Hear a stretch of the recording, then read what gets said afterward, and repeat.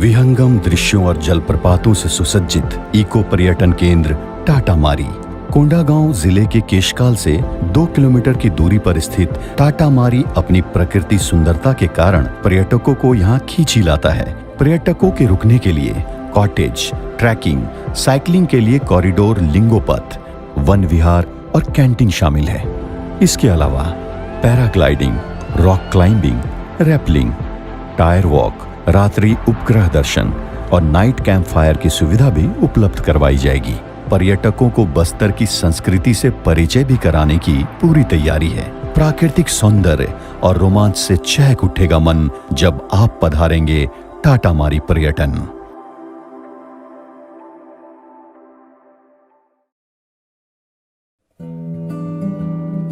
12 सर्पाकार मोड़ों वाली हमारी केशकाल घाटी अब इसे महकाया जा रहा है खुशबूदार सतरंगी फूलों से।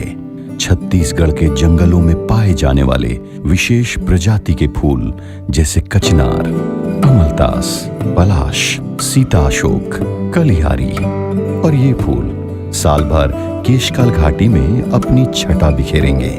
6 किलोमीटर लंबाई वाली केशकाल घाटी के सभी मोड़ों को अलग अलग थीम देते हुए 30 अलग अलग प्रजातियों के 46,716 फूलों से सजाया गया है। महक उठेगा बस्तर का प्रवेश द्वार। अब फूलों की घाटी केशकाल का सपना होगा साकार। कोंडागांव का मारी घोर नक्सल प्रभावित होने की वजह से इस अति संवेदनशील क्षेत्र मारी में विकास की धारा नहीं पहुंच पा रही थी। माननीय मुख्यमंत्री श्री भूपेश बघेल की मंशा अनुरूप लगभग 27 गांव के 14,000 रहवासियों के जीवन में अब एक नई सुबह लेकर आ रही है आजीविका आधारित मारी क्षेत्र विकास परियोजना।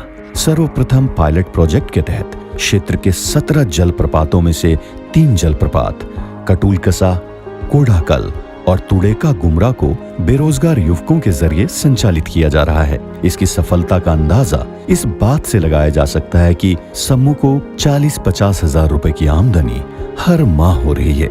इस परियोजना के दूसरे घटक में किसानों के खेत में 15,000 काजू के पौधे निःशुल्क लगाए गए हैं, जिससे निकट भविष्य में उनकी अतिरिक्त आय में वृद्धि हो।